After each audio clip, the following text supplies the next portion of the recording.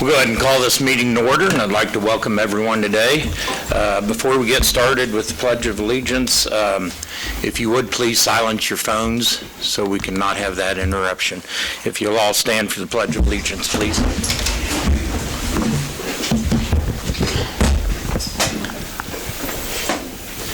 I pledge allegiance to the flag of the United States of America and to the republic for which it stands, one nation, under God, indivisible, with liberty and justice for all. Corey, how you doing, Bob? Has everyone had a chance to review the agenda? If so, can I get a motion? I make a motion that we approve the agenda. Thank you. Our first order of business will be to... Second, getting ahead here. First and second, all in favor? Aye. Opposed? Thank you. Thanks for catching that. Okay, our first on the agenda is the appointment of my replacement, and Iola has agreed to accept my nomination. Joelle, if you'll come up to the podium. Need a motion and a second and a vote. Yes. I nominate Iola to be right here on the city council. We have a nomination. Do we have a second? I'll second. All in favor? Aye. Opposed? Joelle? Oh, thank you. If you all recall, Joelle came and spoke at a meeting earlier and expressed her concern, and she comes with some experience in owning her own business and has an Eco-Devo background in that sense, and has served 7 years on the Allen County Community College Endowment Board. So we welcome you. Swap me places.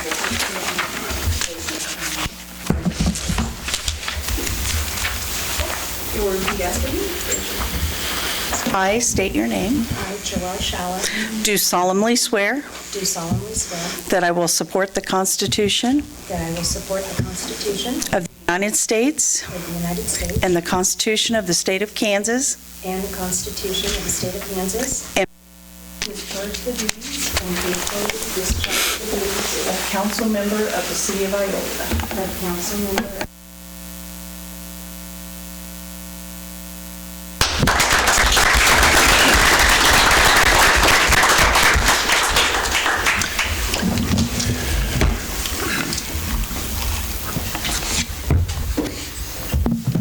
At this time, we'll take public comments. Public comments at this time are for any items or topics not on the agenda.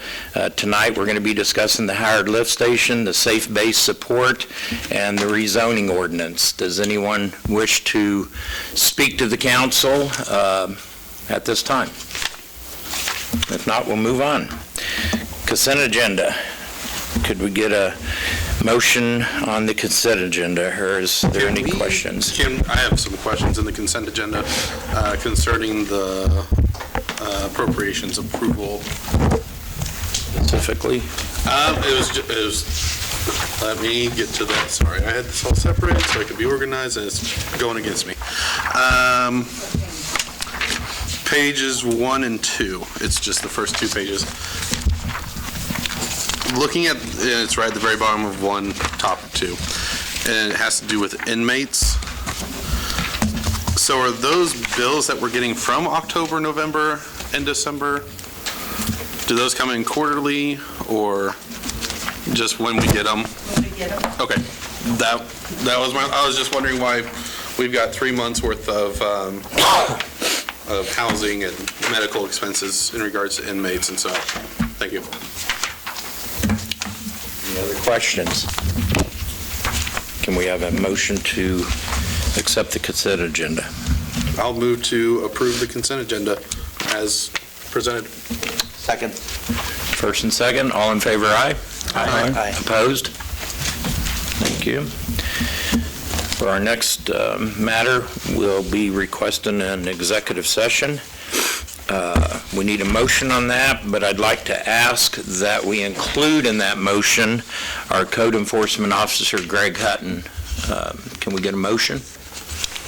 I move the city council move into recess of an executive session for the duration of 10 minutes. 20 minutes, pursuant to attorney-client privileges, KSA 75-4319B2, for the purposes of the executive session, is to discuss contractual agreements and shall include the mayor, city council, city administrator, assistant city administrator, and the city attorney, city code enforcement. The regular meeting shall reconvene with the city council chamber at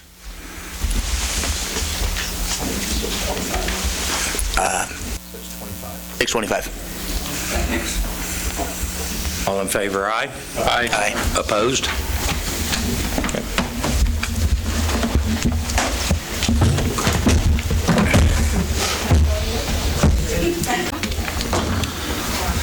Ready? All right.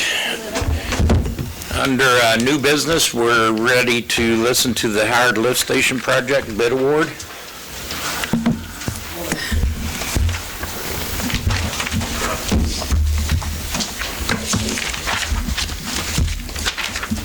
Evening. Good. Just come down and see if you had any questions on the project we're doing. We're replacing a lift station that basically picks up everything from North Kentucky, from Red Bud, both sides, all the way to Oregon, the Cary Addition, Southview Addition. But mainly, it's the hospital in Greystone that we're worried about up there. I mean, all the customers we're worried about. It does be a lot of work. So it looks like your original thoughts of 450 came under because you don't have to rebuild as much as you thought? We had some people come down and look at it, and they think that they're going to squeeze pumps in the existing wet well. Back when we originally started this, things have streamlined and gotten smaller and smaller, actually for this reason, because they can fit them in the old Smith & Loveless clear wells. So they kind of redesigned their approach to what they was doing. What's the lining of the wet well? It's concrete. Concrete? Yeah. No deterioration seen, so No, we're good? It's in pretty good shape. And you can actually suck them down if you got to and line them, also if you have to. Okay. Put a polyline on, but it's in pretty good shape. On your recommendation here, do we know that company? Have they done work for us before? Yes, they've designed and installed 6 lift stations for us Okay. out of the 12 we have. So looking at the 3 bids, with the price, because there's a huge price differential between the first and the last one, is that strictly just because of who it is? Like, there's nothing else that I know of that would be changing? No, the specs were sent out identical. Everybody had to follow the And same everything specs. came back? Okay. Yeah, everybody got the same piece of paper. So I'm assuming that the pump that they're putting in is the same type as what we're currently using? Yeah, that way, if need to be, we could yank one out. We have a spare for like Cedar Brook Edition. It'd be real similar to that. You can just wire them in. It may not be as until you get one in. Was our thought process is why we spec'd it all out pretty much like what we have in place. Thank you. Further questions? I would move that we accept the low bid from Environmental and Process Systems Incorporated in the amount of $1,333, or $133,175. My bad. And authorize staff to execute the necessary documents for the project. Second. Got a motion and a second. All in favor? Aye. Opposed? Thank you, sir. Thank you. Have a good evening. I tried really hard, come on. All right, Angela Henry, she here for Safe Base? There you go. Hi, Angela. Come on up. Good. I came to talk. We came to talk to you this evening. I had come about a year ago to talk to you. We were submitting a grant application to the state for 5 years to help pay for programming for first and second graders for Safe Base. We were successful with that grant application. Also with the district ESSER funding that they received, we were also able to provide summer programming last summer to K through 8th grade students, and we will do so again this summer as well.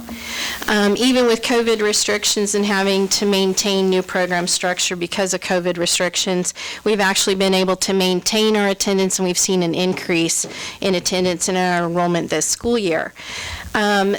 With the grant that we received last year, we've added Make and Takes, a family engagement component, so students and their parents or guardians can do activities right at dismissal together. We're also partnering with the Iola Public Library. The children's librarian is coming in once a week and doing activities focused on reading with the students every week. We also were able to add our counseling classes back in. I think the counseling classes are very important because parents are able to try having their students attend counseling without pulling them out during the school day for counseling. There's no cost to it. We actually have a waiting list, and we've had a waiting list for counseling classes each of our 3 sessions we've had so far this school year. We've also been able to continue to partner. This is our second year with the Methodist Church. So the Methodist Church has a program called By My Side. It's a tutoring program, and so they work with students who are struggling academically that are several grade levels below grade level, and we partner with them, so we have volunteers that come, and then our staff come and work with these students one-on-one. We also have used the city's funding for supplies, our well-attended family engagement activities. We were able to put one back in place in October. We had about 250 people attend that activity. Shark Week, we've been able to build worm farms with the funds that we have, which has been a really interesting learning process this year. Safe Base is 22 years old, and we are the second oldest program in the state of our kind. We are constantly looking for funding and different grant opportunities. It's extremely competitive. We've been very fortunate with our grant applications, but we never know if we're going to be funded. We never know where the next grant's going to come from, so we're always looking for funding opportunities. And I think our success has been in large part to our partnership with the city. We have a unique partnership. Joel has gone with me to the Kauffman Foundation and talked about Safe Base to, I believe it was the League of City Municipalities. So this unique partnership, and also with the police department, has been very beneficial to us. So for this evening, we are not asking for anything additional other than an updated letter. You gave us a letter last year signed by the council that we were able to include in our application that said that we had this partnership and the financial commitment that you made last year. And so we're not asking for anything but that letter to be updated to show that relationship is there and to include it in our application. The grant that we are applying for this year, again, is going to be very competitive. We don't know, if we'll get it or not. We're obviously very hopeful. It's again for 5 years, and this will pay for kindergarten and 3rd through 6th grade students. We also are going to be adding some additional new components, and so our plan is, if we're funded for next year, that we will add pre-K 4-year-olds 2 nights a week to Safe Base, and then if we are funded, not this summer, but summer of 2023, we would add those pre-K 4-year-olds to our summer program. They wouldn't have the long field trip days. It would be something local, half-day type of thing, but we would like to add those in. So we've been talking about that. But we are surveying the parents and guardians and the students this week to see what other kinds of things that they would like to see us add. So if you have any questions for me, that's what I wanted.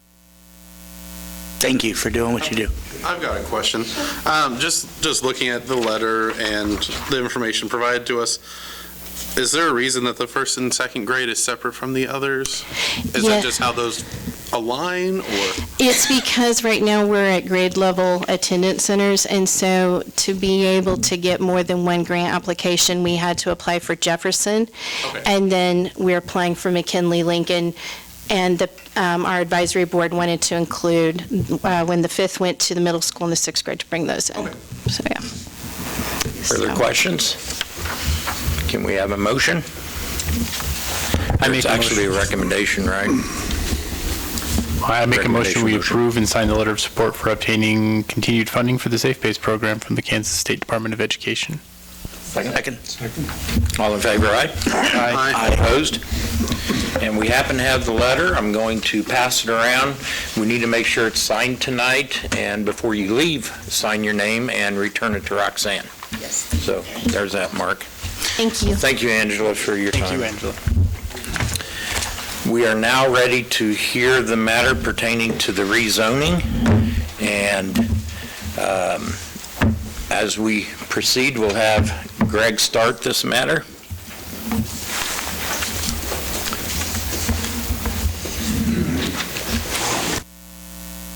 The Planning Commission met and held a public hearing on January 18th, 2022, to review the application from Mio Development Company LLP.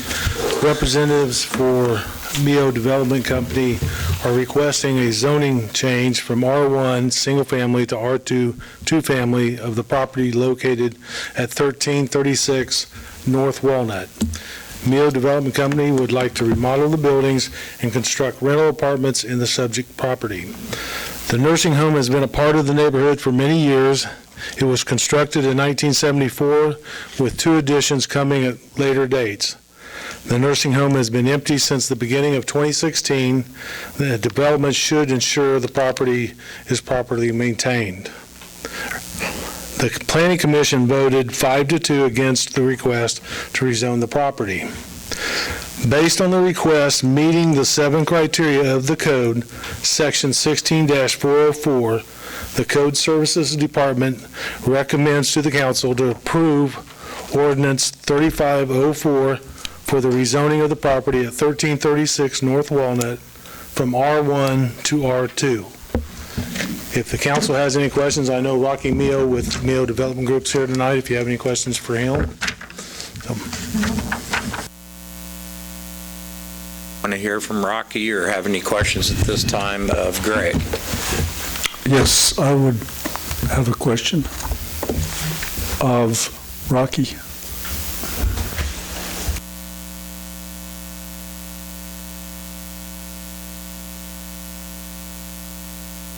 Welcome to Iola. I had a question, since at least I am unfamiliar with your company and the type of work that you normally do. Would you just give a little background, please? My company is Mio Development Company, and we are strictly involved in ownership of properties. Our objective is the purchase of, typically we seek out distressed properties for purchase, and our goal is to renovate them and put them back into good shape. Rent them out, hold them for ownership and rent them out, or resell them. So are you also into property management or just the reconstruction? Only property management of our properties. And then you sell them, the management, after you complete the renovation? Well, we manage the properties that we own, but properties that we renovate, maintain them and rent them out or to sell them. Okay, thank you. Okay. Any other questions of? What is your portfolio like in terms of just how many projects have you had in total? Well, again, we're into ownership. Mm-hmm. So the renovation part of it, we sub that out, and that Fight Incorporated, which is my son's business, and he handles all the construction end of it.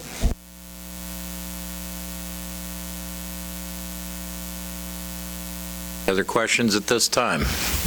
You may be called upon later. Thank you.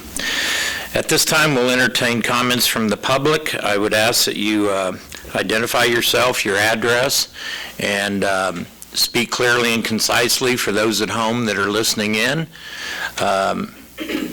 Council, if you have any questions, if you would, for the individual speakers, if you would, hold those till they are completed with their comments.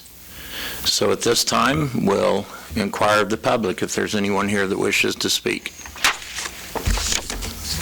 Donna? That's why I didn't speak earlier.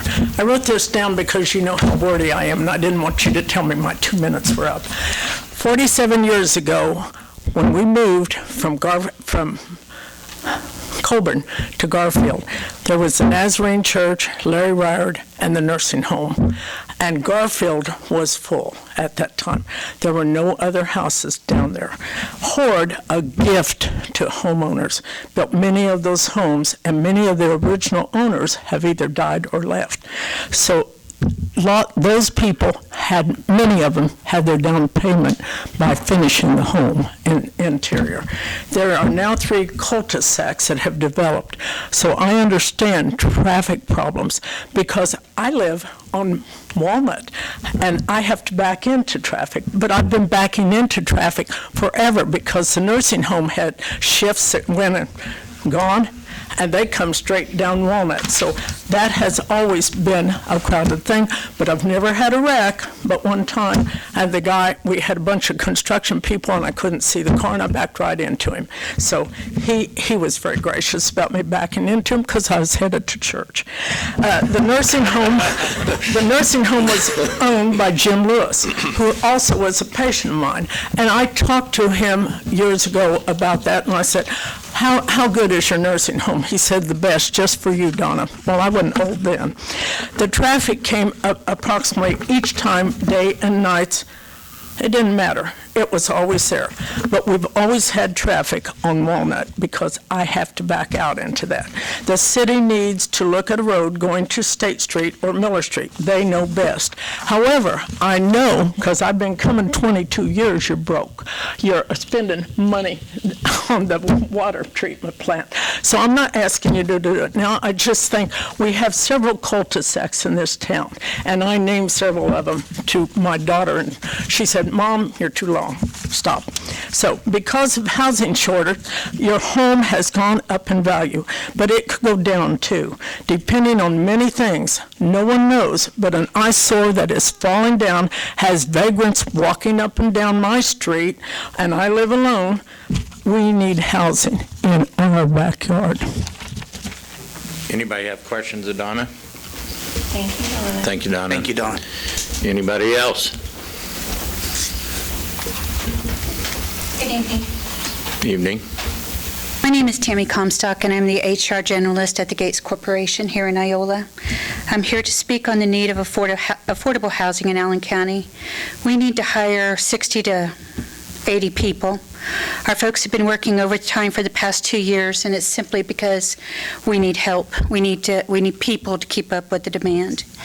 Gates Iola has just recently been given permission to offer an incentive to attract people 50 miles or more away from Iola. While I cannot share all the details with you at this time, I can tell you there will be a monetary amount and help with moving expenses. We are looking for hardworking people that are interested in coming to a small town. I'm sure there are some people in this room that are worried that we will attract unsavory characters. Let me assure you that interviews, background checks, and drug screens are done prior to being hired. My ads will talk about Gates, but our communities in Iola and Humboldt and the surrounding areas. In our ads, I will include the great schools, updated hospitals, the walking trail, the new gym in Humboldt, low crime rates, the churches, the friendly neighborhoods, and anything else that I can come up with to attract new employees. That's been my worry with this incentive as to where are these folks going to live. We need housing that our new employees that will have an estimated starting rate of around $30,000. We recently hired a new plant manager. His name is Steve Jones. He recently told me that he asked during his interviews about the future with Gates Iola and was assured that we would be a continued presence in Iola. Steve could not be here tonight because he has moved from South Carolina to Wichita. Steve and his wife could not find a home in or around our area that met their needs. The Gates Corporation is committed to hiring and retaining great employees. Gates Iola will be working very hard on that goal. Thank you. Mr. Mio, I've had a few questions pop into my head just during the two. So it's my understanding 51 total apartments, 18 two-bedroom, is that correct? I believe so. What's the square footage for your apartments, and then what was the price point for each one that you're looking at currently? Approximate square footage of the two bedrooms, I believe, is around 700 to 750. The one bedrooms in the large building, about 450, I think, 500 square feet. I don't have the plans here. The two smaller buildings will also be one bedrooms. They'll be smaller. They'll be about 350 square feet. Price point, we've said that we aim for a market value on that. So probably somewhere between 400 to 450 for a one bedroom, 650 for a two bedroom. Hold us to that. Rents are going up in town. The cost for the renovation is, license seems to have control of that, and that's increasing. So those factors have to be played into it. I had a question for you, sir. I know that parking is an issue up there. Based on your estimated number of apartments, are you guys planning on potentially extending north there to that open lot housing for parking? Well, we have to, according to code, we have to add about 20 parking spaces. There are something like 65 there now, 20 more to meet code. And there's plenty of ground to add that parking without any problem at all. Okay.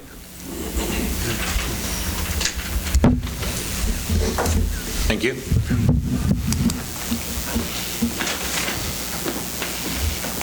I'm Gary McIntosh at 106 East Garfield, Iola, Kansas. I just want to maybe submit a couple ideas you may have thought of and may have not, but I think it's kind of as far as the need, it's a two-edged sword from this standpoint. It's really going to help a lot of the young people because they're working every day. At my age, I look so young, but I'm almost 80. But I can tell you I have friends who have lost their spouses. And like, for instance, with me, I have 6.5 acres that I live on, and I mow that.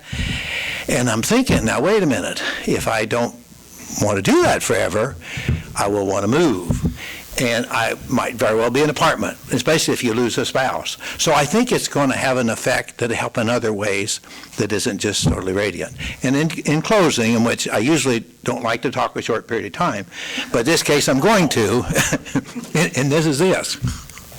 Do you realize how many decisions have been made about this town that weren't fun decisions to make? One of my favorite ones is a concrete road to nowhere. Do any of you know where that was? He does, I know. I knew they wanted to impeach the commission. They had this list. We got to organize this. We can't have this. They're just wasting money. Guess where Russell Stovers is located? On that concrete road to nowhere. Anyway, so I just support getting this done. Thank you. Anyone else? Yep. I'm Kristen. I live on Jefferson Street, and hopefully we'll be moving soon, but it doesn't matter where I live. I want to talk about what I hear and what I see. I'm 31 years old. I'm a transplant from Topeka. I grew up there. I lived the county side in Shawnee County, and I lived inner city. So when I came here in 2009, it was for college and a boy, and I've stuck around. Granted, my family's from here, and I fell in love with small town life. But the number one question I get all the time when people say, well, where are you originally from? Topeka. Well, why'd you come to Iola? It's boring here. There's nothing to do here. There's nowhere to live here. And I say, but there is. You have to find it. Well, as time has gone on, I'm on Facebook, like naturally a lot of us are anymore, and one of the things I see consistently is people asking for recommendations on where to rent a home. People can't give them answers, you guys, because there is no housing out there. I even look on Grow Iola all the time, and that's something wonderful for us to have, but your options even on that are limited. Now, I'm sure there are people who are not utilizing that to show what we actually have, but there really isn't. I have worked all over Iola in my time here, and always am having people ask me, where do we look? Where do we go? There really isn't options. I want to see Iola thrive and people my age and younger stay here. Don't we want that? Don't we want them to stick around and have this beautiful community to continue to thrive and grow? If we can't provide what people in our community need, they will leave. They will go to other places. So you may be afraid of what kind of people it may bring, but let me tell you what, it doesn't matter where you live. Those people that you may not like or care for are already in your neighborhoods, because that's how the world works, guys. I lived in a very, very nice neighborhood in Topeka, and the house behind my mother's house was in a drive-by shooting. So just think about that. We need it bad, and I think it would be a great thing for our city. Thank you.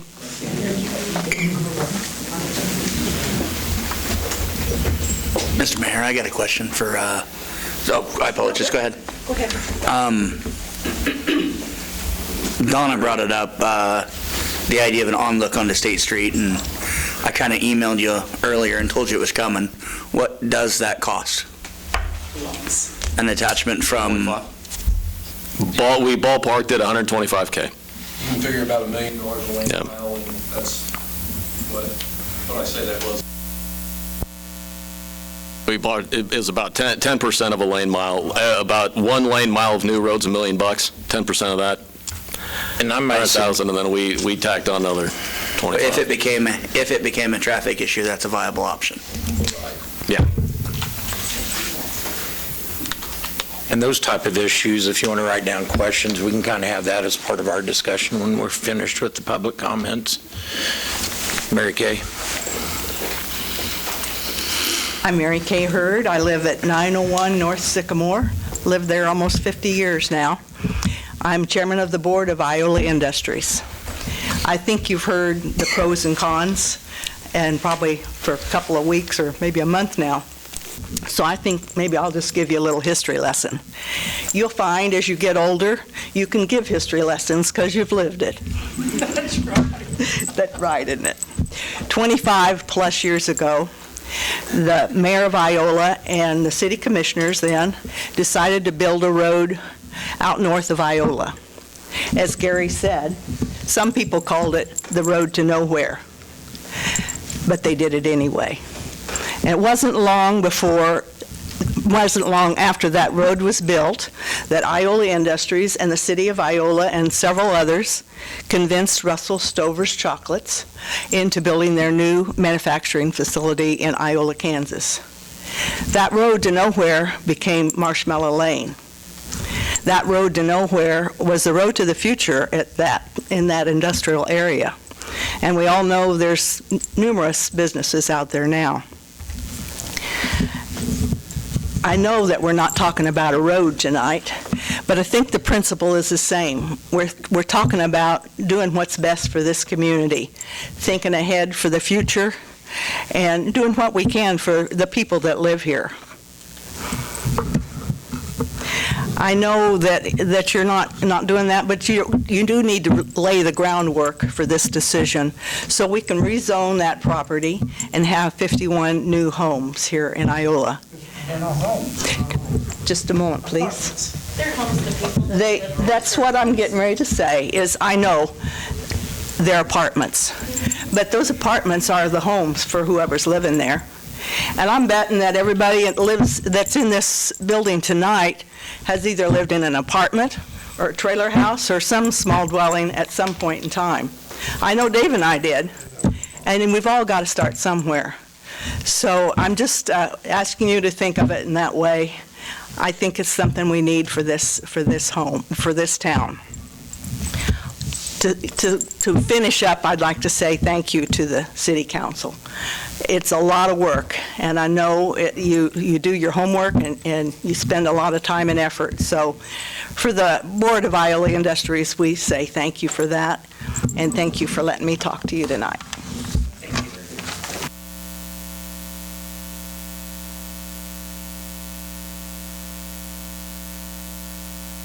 Mike Ford, live at 1612 North Walnut. Several things. One, Gates used to have, 650 employees? Yeah, we lost, 120 homes, 108 homes, something like that in the 2017 flood. I can guarantee all those people didn't work at Gates. If Gates paid a wage comparable to B&W, maybe some of those employees would still be there. Mark used to work at Gates. Do they pay now what you made back then? Probably not. If they treated their employees better, like B&W, they might have more employees. These aren't homes up there. These are apartments. 350 square feet, what's market rate on that? Is that going to be $350? $400? So is this because Thrive is bringing the substance abuse and they have to pay $100 a week, 4 weeks, $400? Now they need some place to transition people from that? Is there a grant that Thrive's going to put into this? Also, as far as a business decision, with what the register reported on the number of apartments and the price of the apartments, you take that, and he's supposedly going to put $5 to $6 million in this. You take that and you divide that over the years. If he doesn't pay any taxes out of that money, he doesn't pay any upkeep out of that money, he doesn't pay any insurance out of that money, and he doesn't pay any on-site manager out of that money, it's going to take him over 21 years at this current rate to get his money back. That's not a business decision that most business people would make, so there's something else. The other thing, a lot of you have been contacted by people in the last couple weeks. Until tonight, we didn't know that Joelle was even going to be on the council. No offense to Joelle, but I think that none of us has had a chance to visit with her on a one-on-one basis. I think she ought to abstain from the vote tonight since nobody's had the chance to visit with her. Thank you.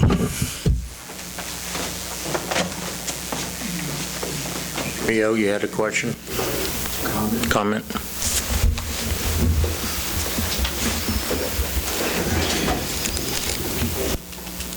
Dollar amount that we hear thrown around, $5 to $6 million, is in error.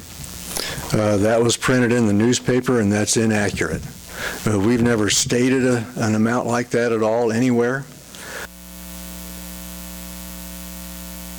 Our goal is $1.5 million is what we believe the renovations will cost us. It's all adjusted to inflation. We just have to kind of see how it goes. So I did want to correct that.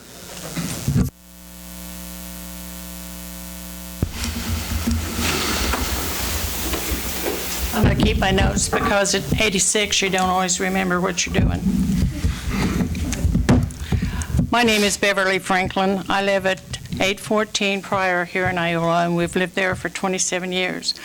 I was a council member for 4 years starting in 2013, and I know the challenges that the council has to deal with. I have been a building contractor, and my daughter and I have built a dozen plus houses here in Iola and the community around it, and I know it's very expensive to do that now. We have remodeled, and we have bought houses, remodeled them and rented them, and so forth. And like I said, it's very expensive. We do need livable housing here in Iola, and I appreciate the idea that Mr. Mayo is wanting to invest in Iola. And I strongly urge the council to vote for it, and approve the fact that we're going to have 51 new apartments. It makes really good sense for Iola to vote for this. Thank you. Beverly.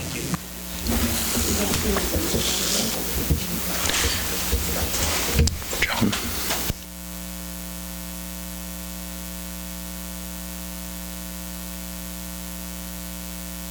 My name is John Masterson. I live at 423 South Sycamore.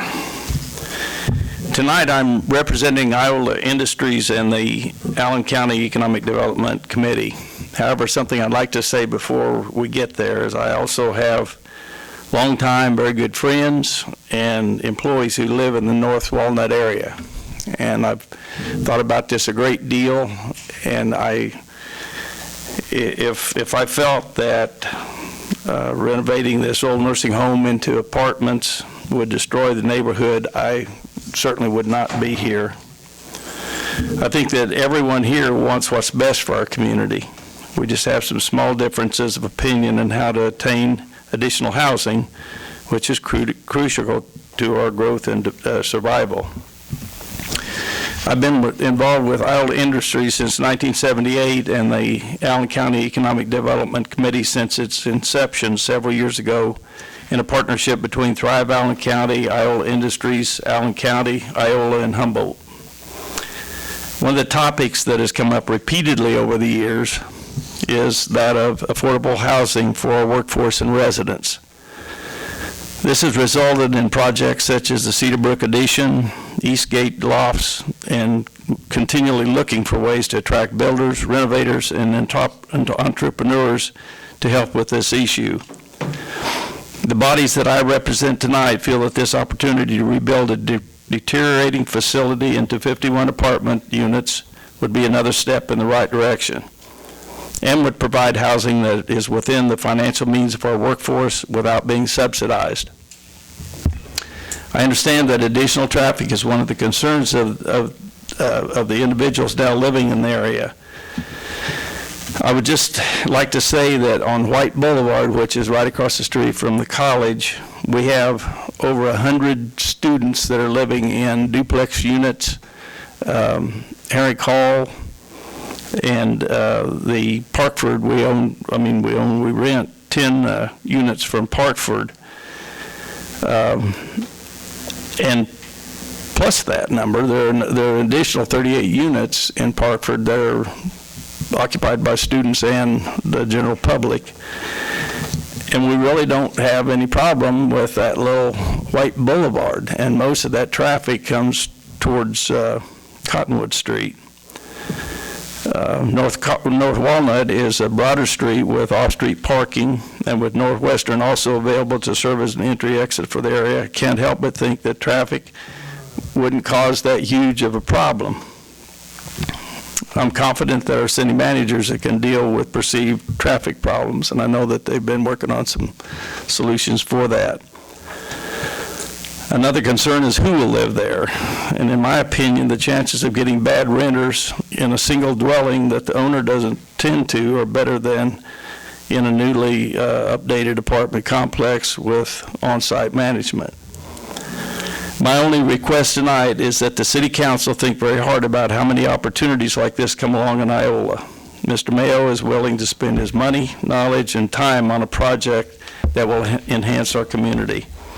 I hope that you'll vote to allow him to do so. Thank you very much. Thank you.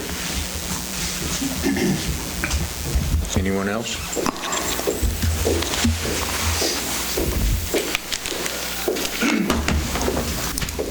My name is Zach Lauk. This is not in my backyard. I'm in 15 West Scott, right next to Herb's. Most people know where that's at. I am 28 years old. I graduated from Pittsburgh State University. Believe it or not, I moved away and then came back. Work for Green Cover Seed. Some people know us. We've been in the newspaper occasionally. We're trying to get established in this community.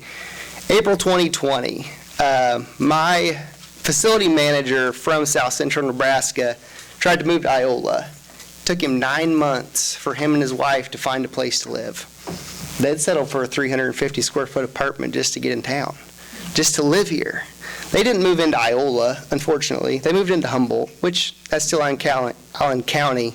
We're still in the right section of the world here, but we got to look at this. We're trying to not only supply the elderly and look at that side of it, we're trying to draw back these people that are moving away from college, coming back to our communities. If there's nowhere for them to live, there's literally no way they're coming back. these, we're talking about, Gates is talking about $30,000 a year jobs. If you get on Grow Iola or just Google jobs in Iola, Kansas, look at all the upper level positions that are available that are not filled in Iola because there's nowhere for a young family with small kids or somebody like that just want to get their foot in the door. Then also look at home prices. How many people straight out of college can afford to put 20% down on a house that's $150,000? I had student loan when I graduated college. There's no way I was doing that. So, I understand this is a complex situation. There's a lot of things that are going into it, but we're just at the first step. We are at the step of rezoning, which as a matter of fact, I get to come back here, I believe tomorrow, to see if my house can be rezoned out of commercial zoning to residential.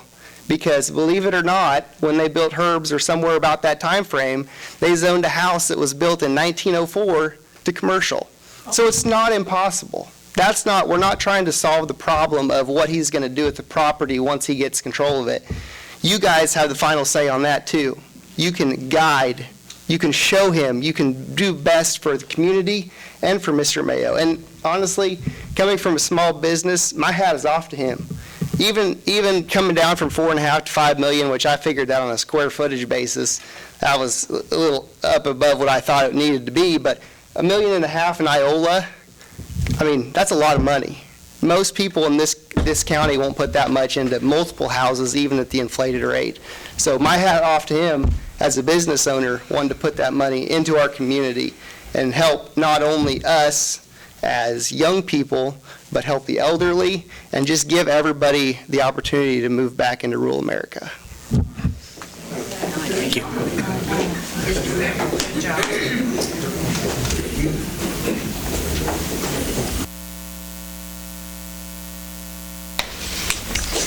Council.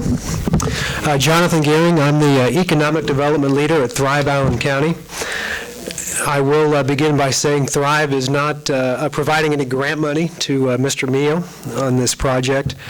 I come at you, of course, from an economic development standpoint, and tonight is a decision about more than just housing. I mean, the way I look at it, it's a decision about Iola's future. Are we going to embrace a reputation for welcoming opportunities, or are we going to push them away? The council has a chance to send a message that Iola is a yes community, and we're happy to work with people to get things done for the greater good of our citizens. And Mr. Mio and his team, they like what they see in Iola. They're ready to invest in us, and that's an opportunity we don't see every day. I certainly don't see it from where I'm coming from. From economic and community development standpoints, this could be the beginning of something special for the city, and we might look back on this day and say that's when city council members said, things are going to be different. We welcome new ideas, so let's get started. And that could lead to a number of positive outcomes. From a housing perspective, we all know we need housing and a variety of different kinds of housing. We want to attract new residents, and we want to stem that population loss that's been going on for so many long years. So in my mind, a vote for rezoning is a yes vote for Iola and its citizens. Thanks. Thank you. Mills?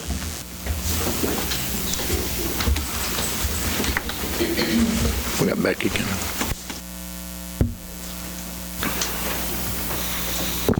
My name's Becky Nilges. I live at 1660 North Walnut.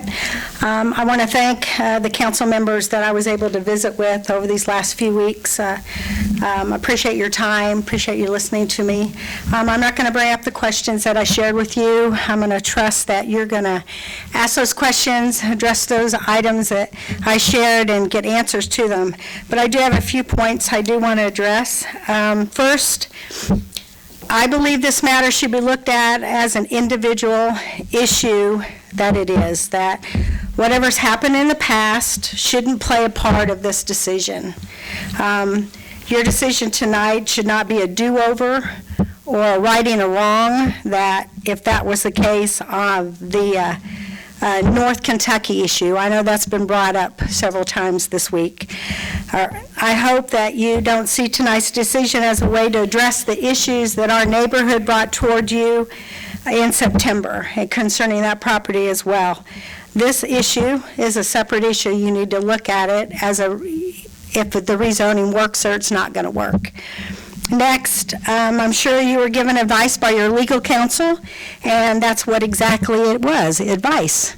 Another attorney may look at these issues very differently and might have given you a different advice. And as this issue moves forward, there may be an opportunity to hear from a different legal viewpoint as well. Also, after reading the information provided in the online packet, I would like to challenge a couple of the statements as to why this property should be rezoned. Referencing the mixed zoning, although the property west of 1336 North Walnut is zone C2, general business, it's clearly separated by a very deep ditch, a rail trail, and another deep ditch. So it doesn't butt right up against that property. So I hope you have an understanding that most of the zoning around it is R1 single-family resident. Referring to the timeline, this property's been vacated. Yes, the building was abandoned in November, actually, of 2015. That's when they moved out. And it's sat empty since that time. But when it was purchased, the buyers were well aware of its zoning and what that zoning allowed. And they understood what they could or couldn't do with the property. So I feel like that's on them. And finally, city staff stated they believed any increase in traffic will not create an undue hardship in the area.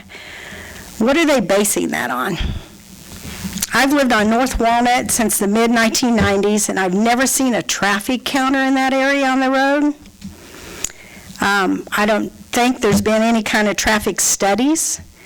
You know, potentially adding 50-plus vehicles in any neighborhood has to have an impact on traffic.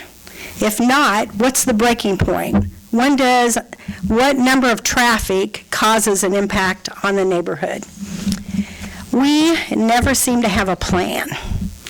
And yes, I know we have a comprehensive plan.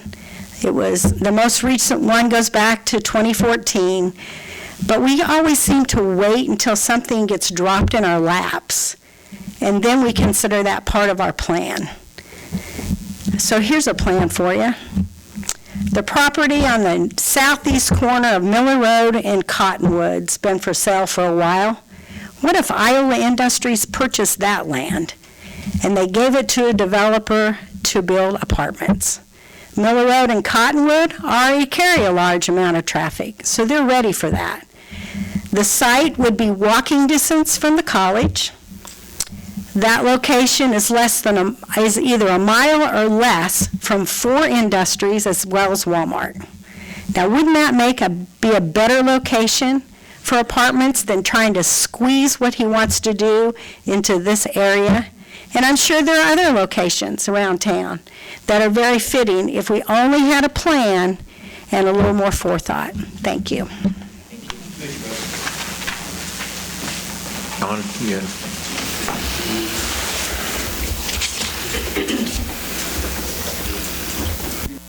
John McRae, and I live at 823 North Kentucky. And I wasn't going to be here tonight, but turned out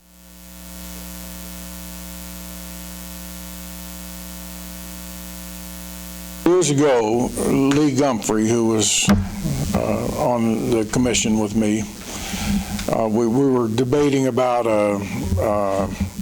an ordinance that had to do with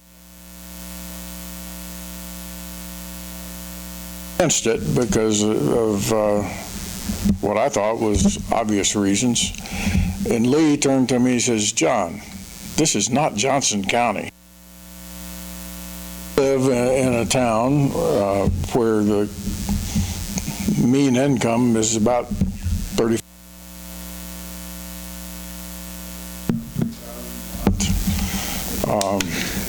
You know, where are people that are making just our average income going to live?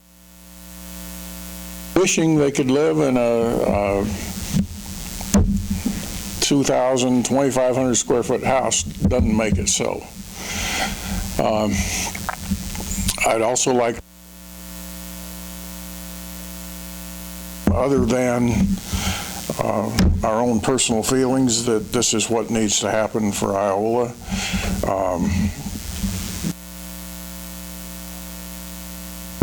I don't, Thrive doesn't have any money in the game. This is, I've not met him yet, but I'd like to. This is an individual that wants to invest in our community, and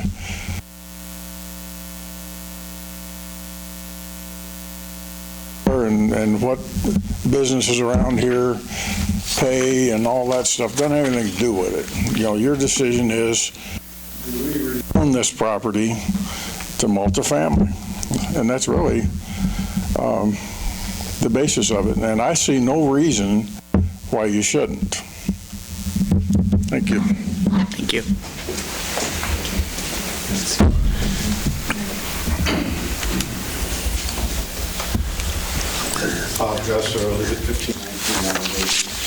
I, for one, do have a stake in the game. I'm a resident of that neighborhood, along with a lot of the others that are here that haven't spoken yet.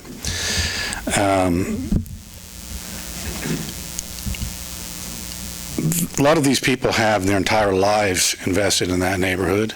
They've been paying on a mortgage there, and just now seeing it getting paid off, like myself. And I don't want to see that neighborhood turned into what a lot of people are claiming is going to be the savior for Iola, when in fact it's not. If we're banking Iola's future on $350 a month apartments, that doesn't say a lot for Iola. We're not going to be attracting the kind of business or clientele that many of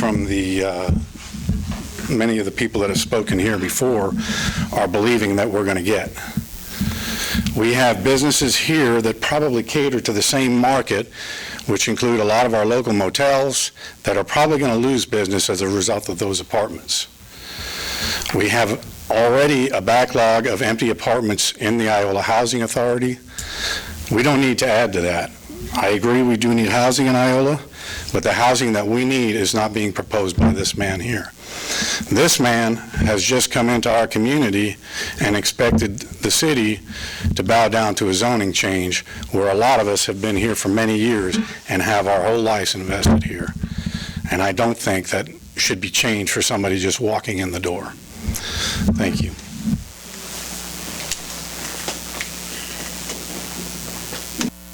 Else?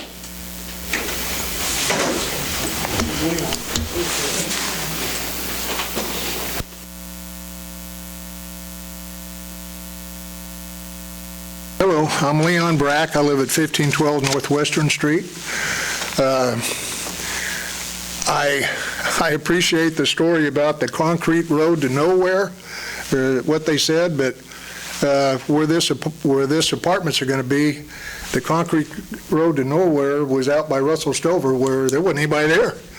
So what we're doing here, talking about here with the apartment complexes, there's 60 to 80 homeowners that don't want it.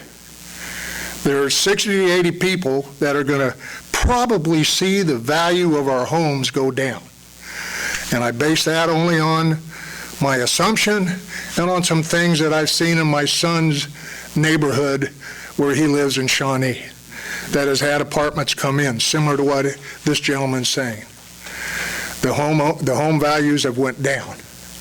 I don't want that to happen. The gentleman said that the traffic can go up Northwestern Street.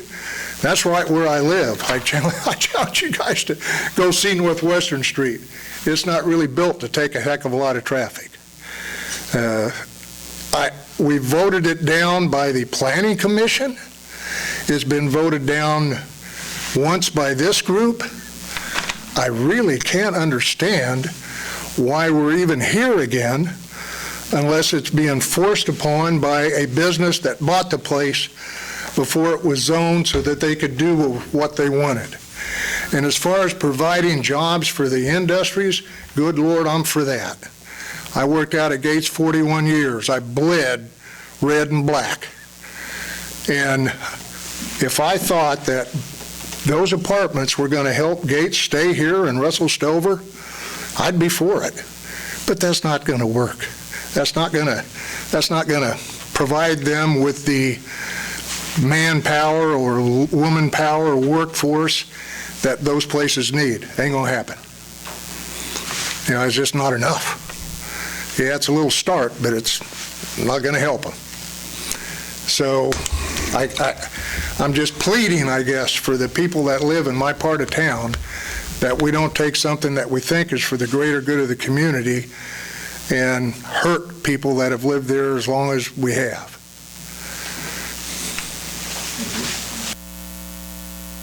Anybody else? I'd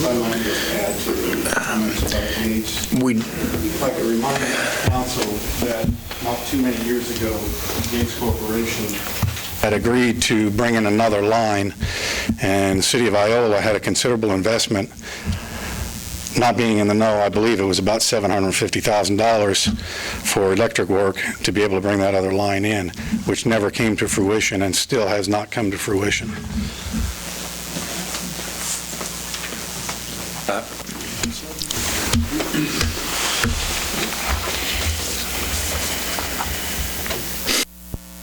(1609) Northwestern. I guess I would challenge a couple things. I would like to see the road studies that the city has done, knowing that the street Northwestern Circle, Northwestern from Jim Street down to the intersection and by the nursing home is all concrete. I would like to see what it would cost to replace that concrete, because it's going to need to be done. Those roads are in bad shape already. You increase traffic, you're going to have more problems. Another thing I'd like to see is what are the studies for the wastewater runoff? If more parking is put there, if more concrete. There's a pond down at the end of that street, sure. That when that overflows right now, that's going not only close to the motel, if not in it, but also onto State Street, which you already have a wastewater and a flooding problem on State Street. I'd like to see how they would address that.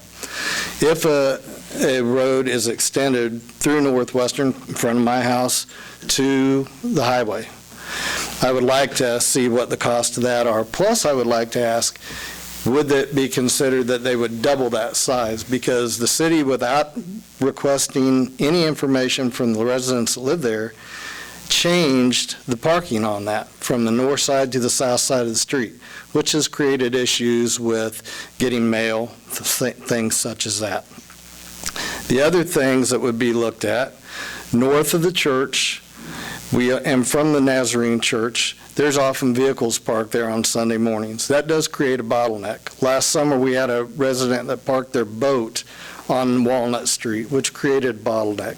As Donna said, when you get contractors there, people have been blocking and people have backed in. She backed into somebody. So that's an issue. You can make it no parking on that. But then you're going to have problems where when families do get together, there's no parking. Where are they going to put their vehicles? Most of those houses have room on their driveways for 1 to 2 people. If you park on one side of Northwestern, you've got one-way traffic and you're waiting. So there I would see where you'd have to take that $1.5 million and perhaps make it $3 million, because you need to double that and widen that. And that's going to take some of Mr. Mayo's parking places. So there's some things that I think you all need to really think about, and the city needs to look a little bit harder at than just making a rash decision that's saying, yes, we can do this. That's all I have to say.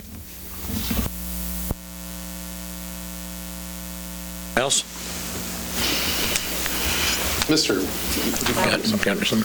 I did not come prepared. Kramer, I did not come prepared.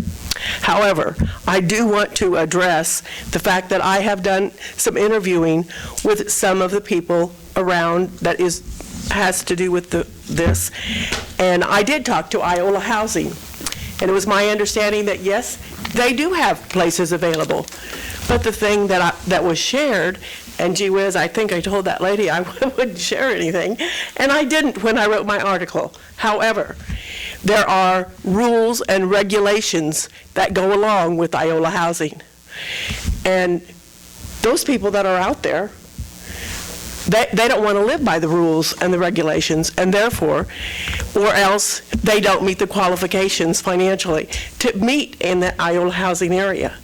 So I would say that in itself is negated.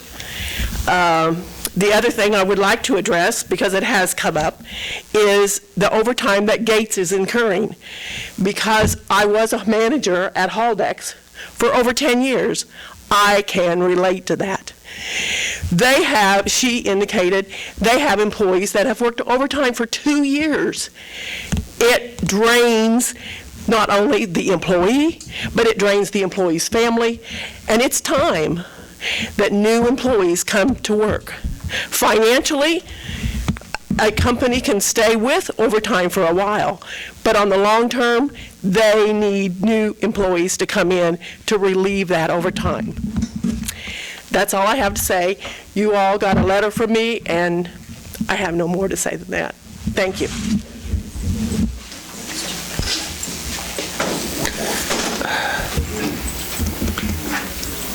I got to answer the thing about Gates has been working overtime since I moved here, which is 05. 700 people working out there. We were working overtime. I liked overtime. Made a bunch of money, you know. So, yeah, some people don't like overtime. Some people do. But we've been working overtime out there since before I moved here, but at least since I moved here. So overtime isn't a reason to be putting apartments in that area. Anyone else that hasn't spoken that would like an opportunity?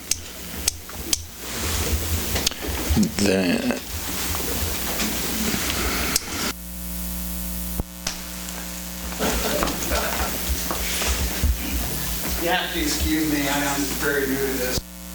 Mike Larios, I live on Sycamore Street. My understanding is this council is here to rezone the old nursing home. Okay, I can just tell you my story. I was out of the military at Fort Riley. I got a job here in Iola, Kansas when I was 26. I wasn't able to find a house. I had to live in my car. I worked for the state of Kansas, living in his car. I looked and looked and looked. Okay, so when I finally, my wife and my 5 kids lived in Junction City. When I finally was able to move them here, it was a house that was built very old. Matter of fact, the landlord that told me became a real good friend of mine. Said that Abraham Lincoln owned the property. I'm just like, nuh-uh. You know, it was just like, wow, this is historic. Okay? Point of it all was that a young man at 26 and a wife at 27 with 5 kids, with the job working at the state of Kansas for 22 years working for KDOT. My first impression of this town was not a very good one.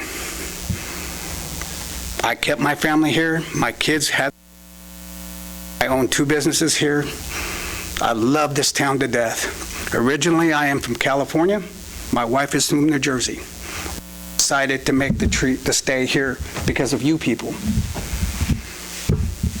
You are Iola. Not for money, not what's traffic, whatever. That's all going to come to it, okay? All I like for you to do is make the right choice. Right is right and wrong is wrong. I'm for Iola. I would do anything for Iola. Just got to ask me if it would help. I would help build it. I would help build the roads. Okay? This is how I want to invest my life. Okay? And my wife. We owe this town so much, and we're grateful. If most of you know who I am. But it's not that. I'm a human being. I'm a resident of Iola, Kansas. 66749. Through and through. Please keep it in consideration. There's very good questions, all of you. I've been listening. I don't know, Gates, Russell Stovers, all that. All good questions, all good concerns. But our future is at stake in a sense, and there's one gentleman that said, that's not going to save Iola. No, but it could lead to other things, prosperity. Our town is dwindling. I've been in business for 15 years. We just celebrated our 15th anniversary.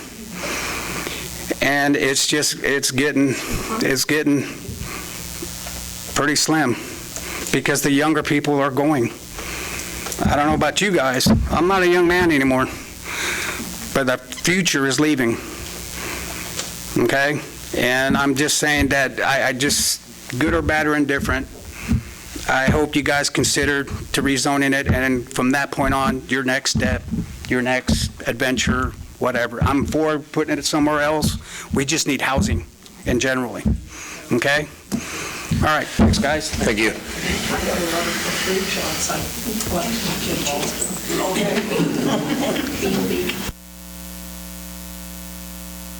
Hey, Dressler, I live at 1519 Walnut Road East.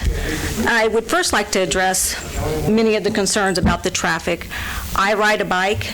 I ride my bike down Walnut to Garfield so that I can get on the rail trail. An additional 50 to 60 cars is going to be an issue. A safety issue, number one. My grandkids ride with me. That's a safety issue because there is no direct through route for us to get to the rail trail besides riding past the nursing home down to Garfield. Many times I ride through B&B parking lot just so that I don't have to get on State Street. Secondly, I work for the state of Kansas. I work for the Department of Children and Families, so we see the good and the bad. With that being said, I have worked for the state of Kansas for 14 years, and in that 14 years, I've had 2 raises. Many of my co-workers have worked there longer and have had less raises than that, if maybe significant raise. So for someone to stand up here and say, we need more housing so we can bring more people in to work, that's not the truth, because many people who are working at a factory are not going to be able to afford $300 to $600 a month in rent for a 1-bedroom apartment or 2-bedroom apartment. I know on the wages that I make, I could not afford to live in an apartment by myself and pay that rent. Fortunately, I'm married, and so we have a 2-income family. My point is that the people that we are going to attract are not necessarily the people that I want my grandchildren to be raised around or in that neighborhood. Secondly, we need to look at who is working and who is not working. The younger generation that we are looking at to come in and fill these jobs are the ones who are now not wanting to work and are sitting at home drawing welfare or selling drugs or whatever the case might be. So we need to look at who we are going to attract and how they are going to afford to live in these houses or live in these apartments. And then, two, the safety issue that the additional vehicles are going to create for those of us who do take advantage of our local amenities and ride on the trails and those kind of things. I have a question for you before you go away, if I may. Renee? Yes, who's talking? I'm Nick. Sorry. So you said the people it'll attract. Can you clarify what you meant by that? What sort of people don't you want living there? The people that I'm speaking of are, like I said, I work for DCF. We see the good and the bad. I'm speaking of people who are going to bring in additional individuals who are going to, may not be of the best character, who may be involved in drugs, who may be involved in, have arrests for domestic violence, that they're going to bring in to be living in the home, not necessarily on the contract, but they're going to be bringing into the apartment to help pay the rent. So people who use drugs, criminals, and people of poor character? Yes. And, okay. So I've got something additional to add to that. So we're talking about staffing and individuals coming and working jobs. It's my understanding that Russell Stovers is busing down felons to fill positions just because they can't get locals to work at their factory. That's a concern of mine.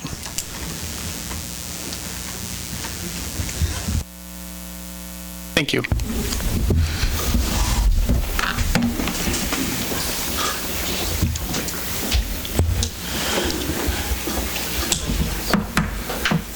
I wasn't planning on speaking, so forgive me if I ramble a little bit. My name is Matt Myers, 410 North Ohio Street here in Iola.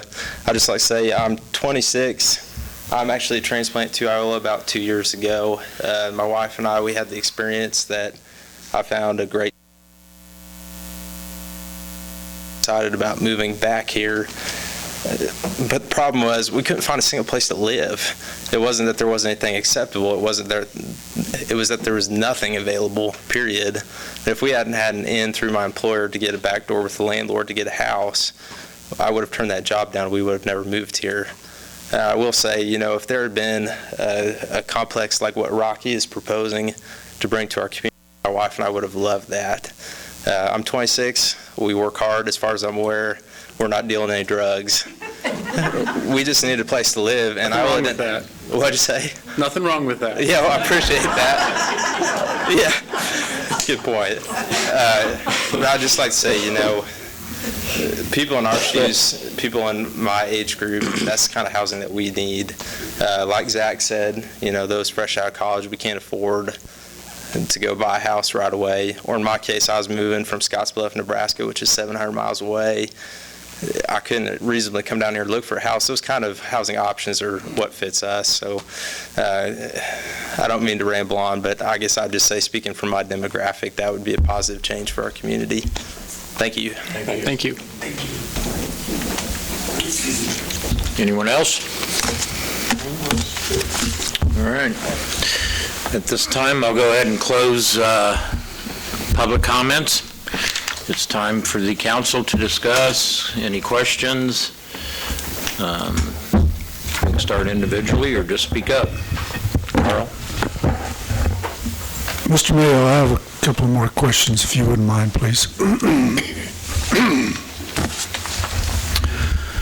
With your experience in business plan, how do you decide the balance between square footage of apartments and what you charge for rent? How do you go about that?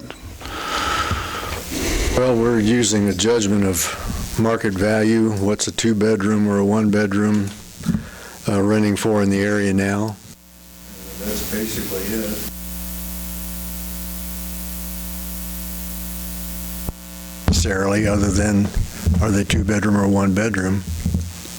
I guess one of my concerns was of having living spaces that were too small, and what it would do to your business plan if you bumped up those numbers and charged more per month.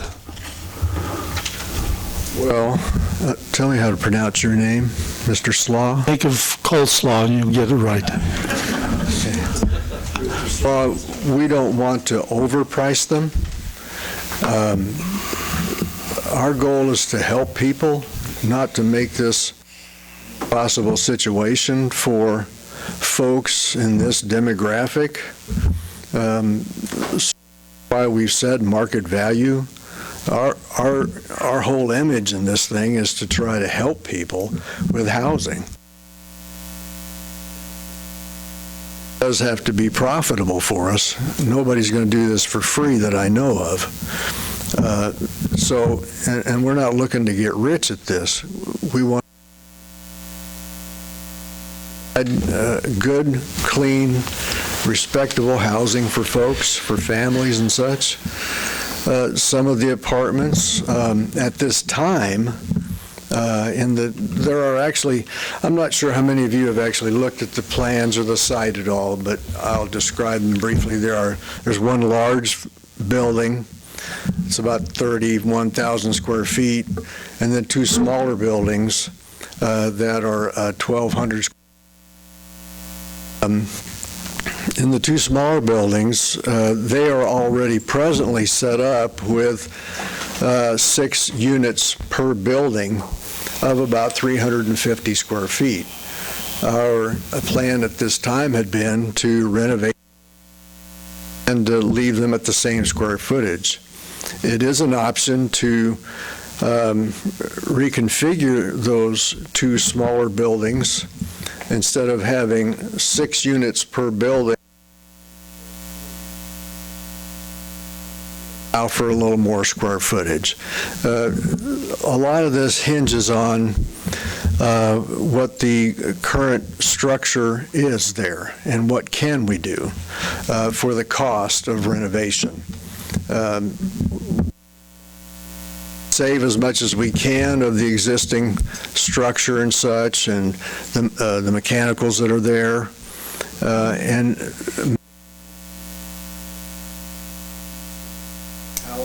folks, I use the word decent, meaning nice places. Those are basically our goal. So another concern expressed by the residents there is the traffic. So if you increase the number of square feet per unit, then that would reduce the total number of people living there, or do you think it would stay the same? Probably wouldn't change it a whole lot. The two smaller buildings being reduced in how many units, reducing how many units are in each building, will reduce the population slightly, not that much. The larger building, because of its configuration now, the basic footprint that's there now, there's only so much you can do with the renovations to provide for all the codes that go into it, for safe housing and so forth, that we have to comply with. While at the same time, we are wanting to try to get the maximum use out of the space that's there to overload the property. Probably should bear in mind that this was formerly a nursing home. It had 98 beds in the nursing home. Even if you had 90% occupancy of those beds at any given time, those are residents.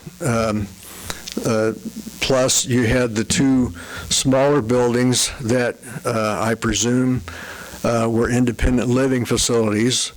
In those independent living facilities, there were persons that probably had cars, and they had traffic to go in and out.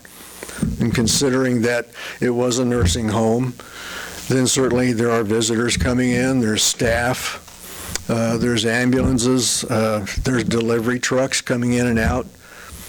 And all this can be taking place 24/7 because you have 24/7 service of staff to those facilities.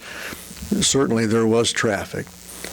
On the other hand, we can't control the traffic. That's not in the zone. We can only try to comply with what code provides now for how many residents can be there, how many parking spaces can be there, and would therefore affect traffic and flow of traffic. That's best I got for you right now. Well, as I've looked at this and tried to put myself in the position of being one of the residents there, how I would view this proposal.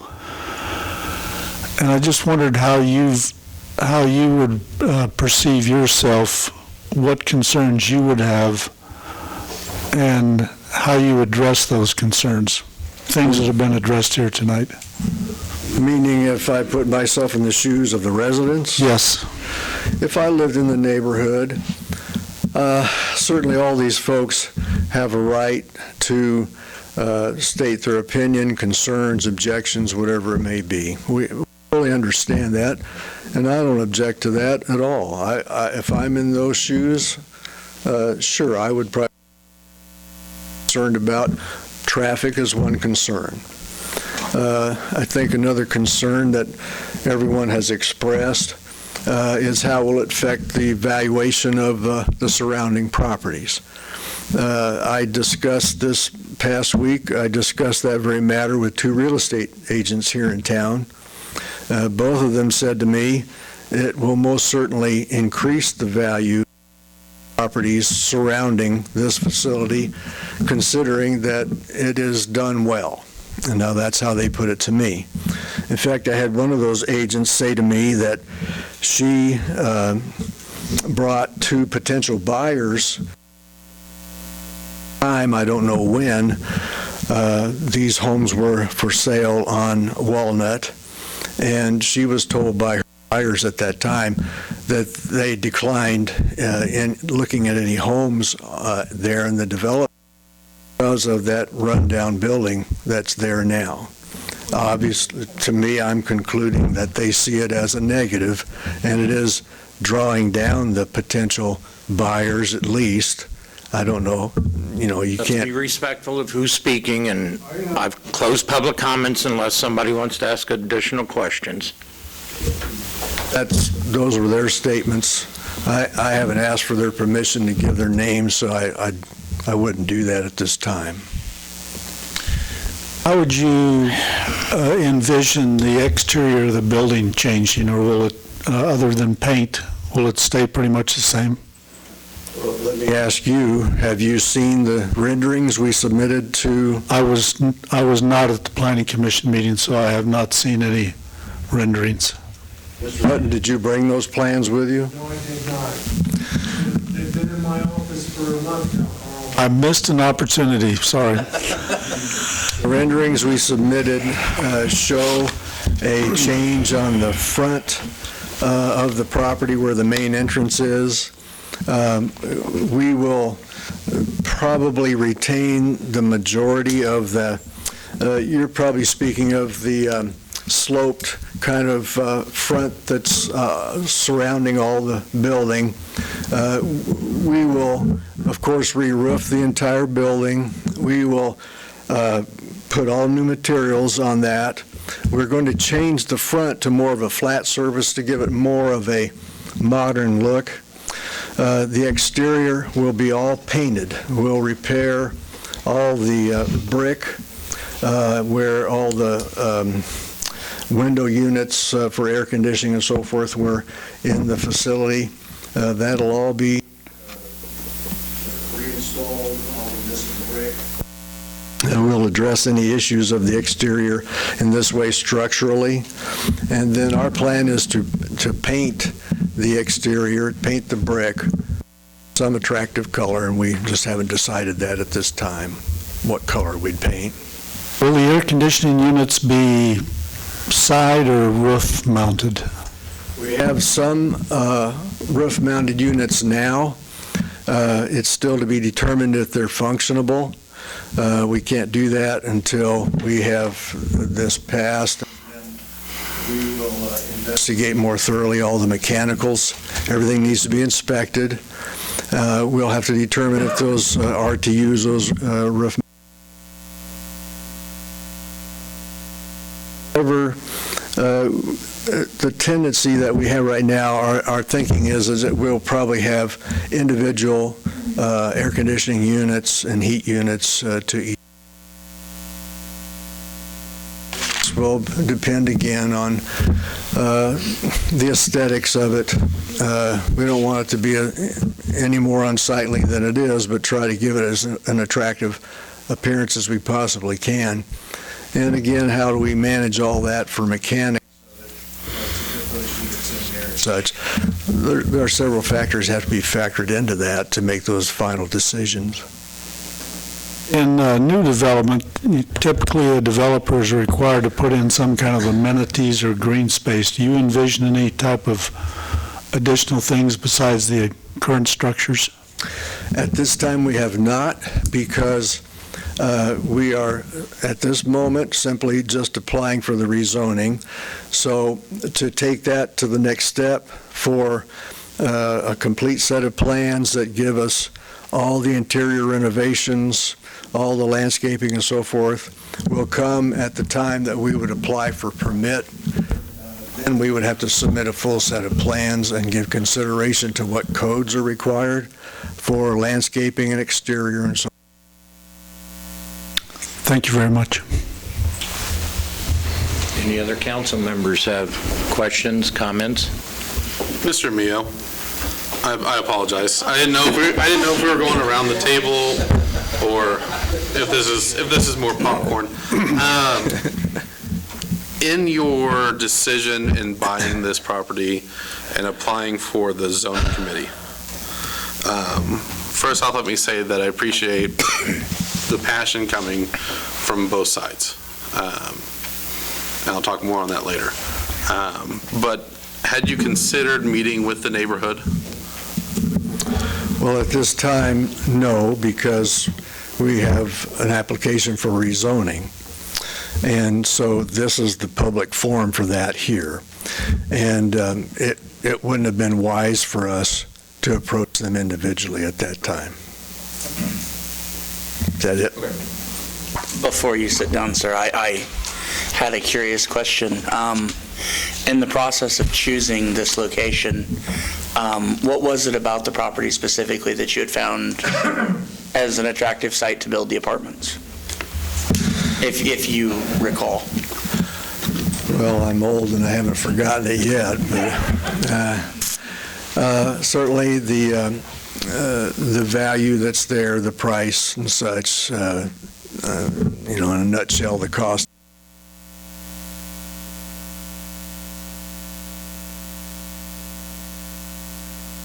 Possibilities of what it can become is and was for us a serious consideration.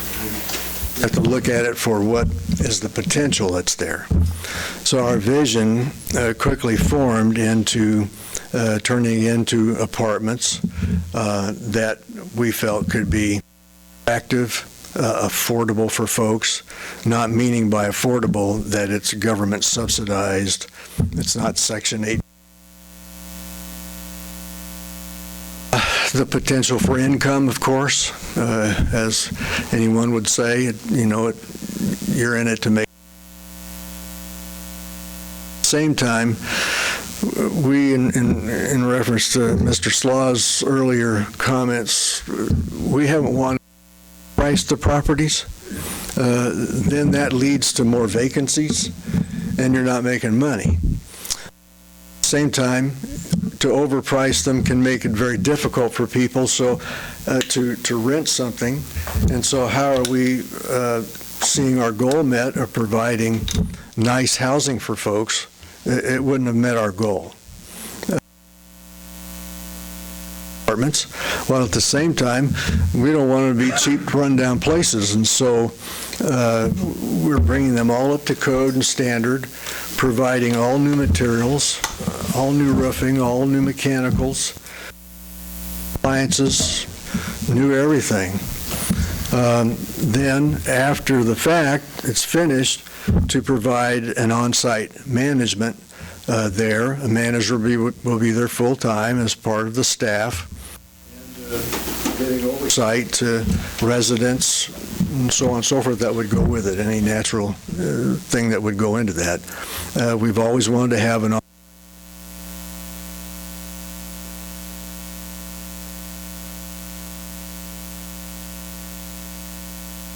Besides on the main building, besides the internal entrances to the individual apartments, is there a plan to have external entrances at all? There is. Okay. Yeah. Currently, since it's designed as a nursing home, it has interior hallways or corridors that lead to all the entrances, and all the entrances are in the interior. That can't possibly happen now. To turn it into apartments, we would have to eliminate the corridors and then create external entrance. Have to by code to do this.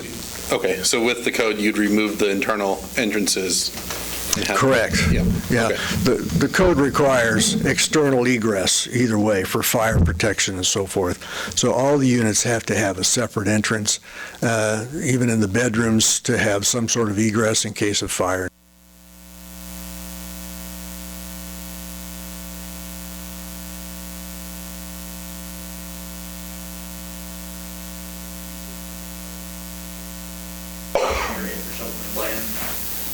No, we're not. Again, depending on space and code for that and so on and so forth, we're not opposed to it, and certainly liability has to be given consideration there. And/or would require fencing of that and so on and so forth. So those factors have to be really given serious thought before you jump into something like that. But ideally, if you're going to have families there, it would be a grand thing to do, you know, at least the swing set and something for these children. So hopefully they're not playing on the street, they're playing on their own property.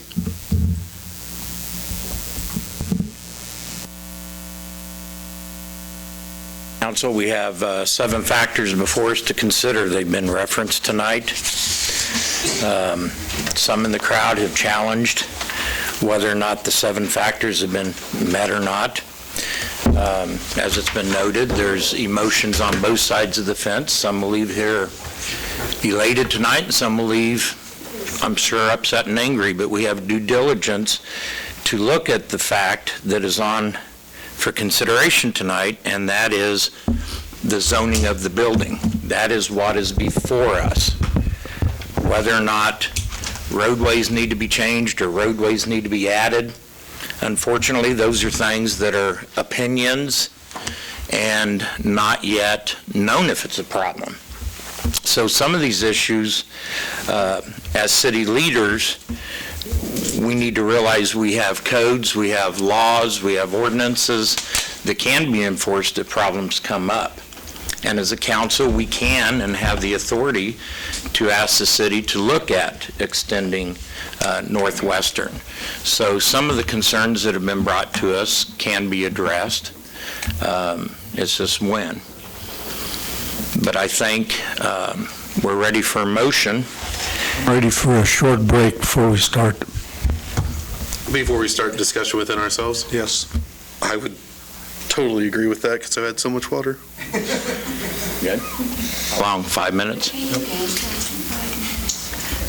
We have a So motion. we took a 5-minute break. Give us this cake. What was that?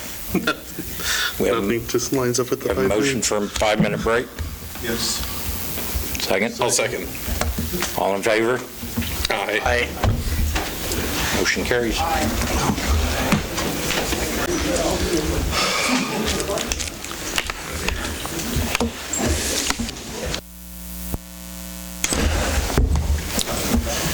Nick, you want to? Oh, yeah. I'll get started. And let's keep in mind we have to consider substantiated facts. So are we discussing facts, or are we? Are we voting? What are we doing? So I've got a couple of things I'd like to say before we move to voting. And this is keeping in mind with the idea that we're just discussing whether or not it can be rezoned. One of the conditions of rezoning is whether or not traffic in the area is going to put an undue burden on established infrastructure, and whether or not the city has an obligation to provide additional infrastructure to mitigate that. So I guess I'll start things off with, and I kind of jumped the gun, and I apologize about that. But a connection to State Street, you guys said how much was that again? 25 to 150, somewhere. Okay, and then the next question was, the tectonics of obviously building this place, it's going to cause ground shifting, runoff and things like that. I guess my next question is if that runs off onto Walnut, where do we estimate that's going to center? And can I comment to this? Sure, go for it.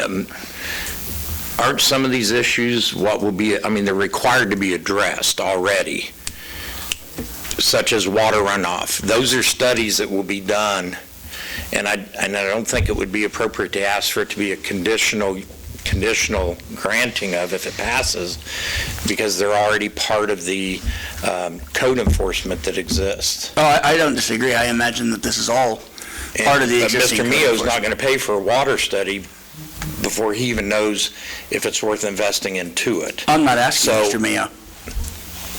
Okay, maybe I misunderstood, but I thought you were wanting some conditional. No, I'm just asking general questions about how the rezoning's going to work. So these are questions that are going to come up. We rezone this, and Mr. Mayo's going to submit plans to the zoning board.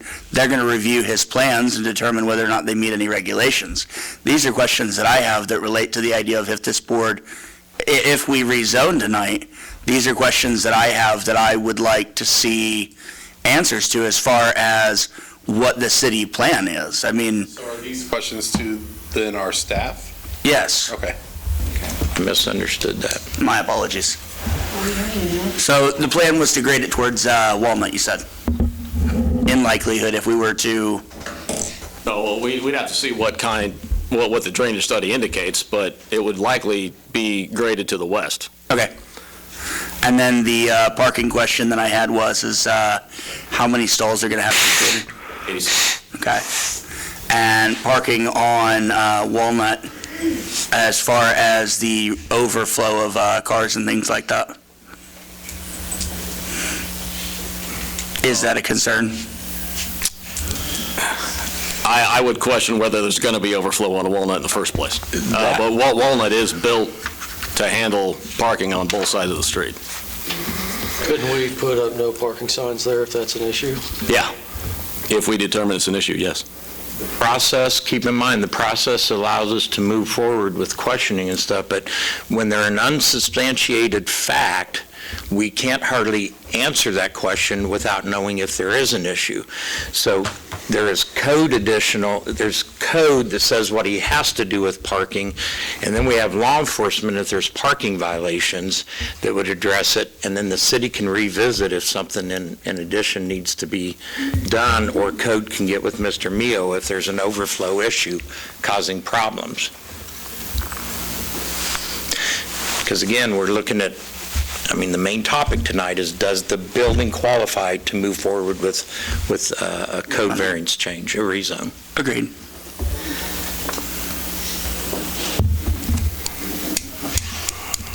I think a lot of what's been brought up tonight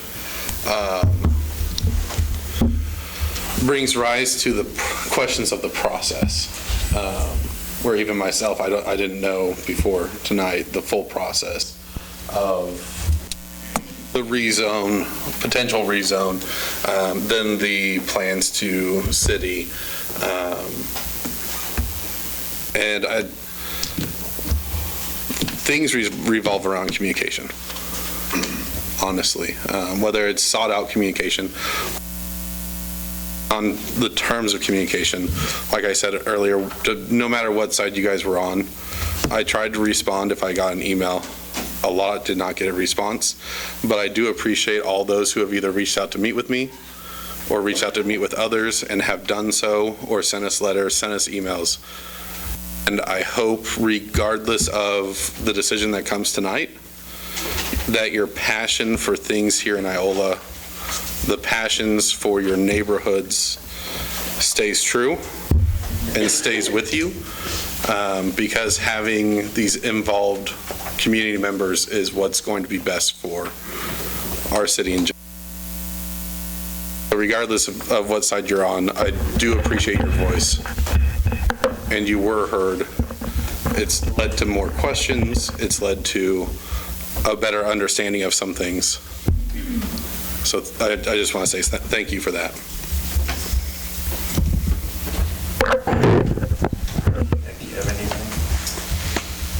Well, this is my first time being on council, and I had a lot of people reach out to me, a lot of emails, a lot of conversations. I really appreciate all of that. Really helped me shape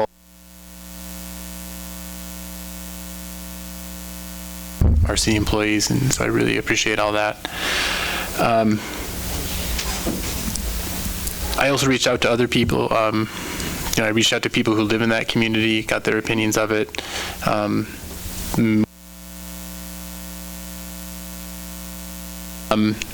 Reached out to real estate agents, looked at studies. I did a lot of research into studies of when you go and, put a development in an area, how does that affect property values? Turns out it's either nil or generally beneficial. It's kind of what I found. Just trying to research all the claims and the issues. So yeah, I appreciate everyone reaching out and giving those viewpoints to help make a decision.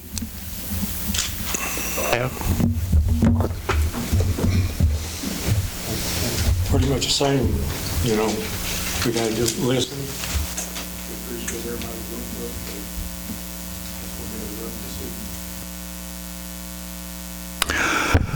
Well, I wanted to first thank Tony Godfrey as chairman of the Planning Commission and the Planning Commission members for their work and their willingness to serve on that committee. I know it's tough to get people to serve on various committees. As I've thought about this potential development, I've tried to weigh the pros and cons of each one. If the property was not rezoned, then it would likely sit vacant for an indefinite period until it got bad enough that the city decided to condemn it. So the estimated cost of condemning the property is somewhere around $75,000.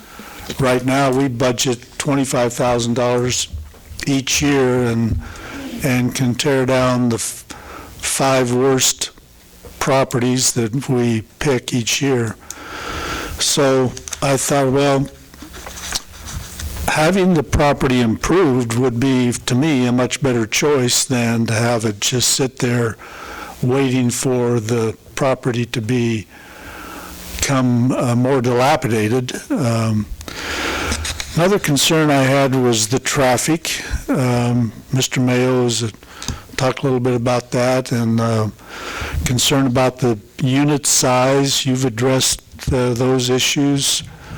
I know some of the communities I looked at did have minimum standards for living floor area, 750 square feet, and I've wondered how that would affect your plan if the size were increased, but I don't know that, it looks to me like in our, the process we go through, I'm not sure that we're able to dictate that at this point. We don't have any specifications on minimum living floor area. So additional parking, drainage, those things will all be taken care of as part of the building permit process through our codes department and following the building codes that we have currently in place. I guess that's all I've got to say right now. Thank you.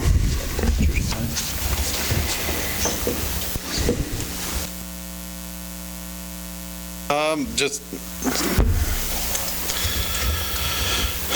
for the board, I think that I'd actually look up what it came from. Golden V Overland Park sets a precedent.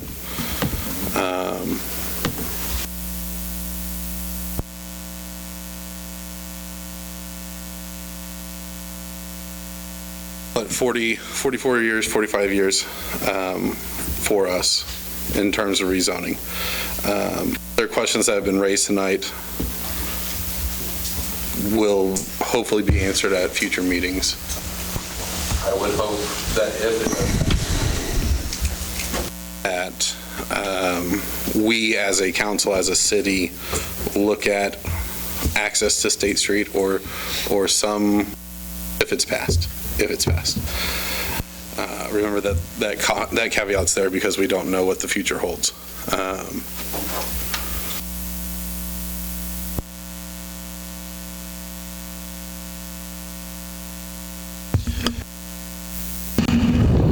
Sure. Good evening. I really appreciate everybody's comments, contacting me especially. I'm kind of trying to keep this brief. I think we've beat this thing to death pretty well. But one thing about it is we do have a building code that our city's adopted, and that building code's going to protect the neighbors in that area with construction regulations if this is supposed to go forward, if it does go forward. So it's not like we're just, and no offense to Mr. Mayo, but I mean, this has nothing to do with the contractor. Right now, we're concentrating on the rezoning, and there are laws that we have to follow and laws that the contractors have to follow. So it's kind of follow the rules kind of thing. Thanks. I've gotten lots of emails and talked to lots of people that support rezoning, and I think we have to look at the whole city of Iola and what's best for the whole city. Thank you. Talk about initiation by fire. Yeah.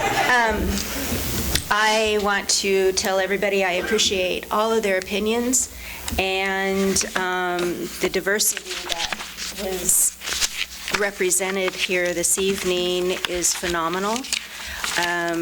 You all have a passion for where you live, and that is amazing. I just think it's a great showing in our community. And I echo those sentiments that it's great to see people come out, and I would like to see more support at some of the boring meetings as well. We need, just really would. There's voices need to be heard no matter which side you're on. So with that, I have one more comment. We do have some occasionally inconsistencies in how properties are zoned to start with. For example, Terra Gardens, which was built in 1960, was zoned R2 from the start. And I'm not sure how these two lots 1 and 25 for Arkhaven, were initially zoned R1, other than to be consistent with what was planned for that area.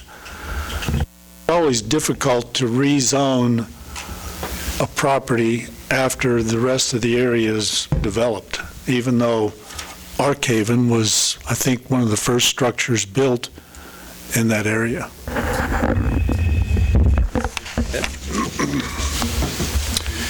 I'll move forward then with a motion. And my motion would be to approve ordinance 3504 for the rezoning of the property at 1336 North Walnut. I thought one of the other council members had to do that. No, sir. It's a general ordinance, and it takes a majority of the council, and the mayor is allowed to make a motion and vote. Thank you. I'll read that again. Approve ordinance 3504 for the rezoning of the property at 1336 North Walnut from R1 to R2. Do we have a second? I'll second it. All in favor, let's raise our hands so they can be appropriately counted. Keep them up, please. Keep them up. All opposed? Thank you, everyone, and I appreciate everybody's time. We still have some business to deal with. We'll let the crowd move out, and we'll move on here in a minute.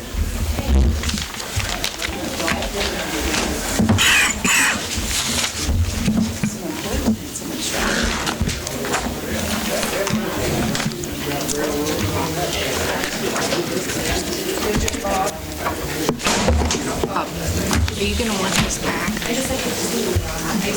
Kim, we're not done. I know, but I don't. Thanks for that folder. It'll be all right. Mayor, I'm going to retire the would you mind stating that again? It looks more professional. Kinder, did you sign yet? Because this is a general ordinance, and we need a majority of the council. We need 6 votes. The mayor is allowed to vote and make a motion. Because if you have 4 to 4 and it takes a majority, it doesn't, I'm not a tiebreaker, because that's the only time I can vote. But for a general ordinance, the mayor can. He's a hottie. You bet. He just winked at you. He just winked at you.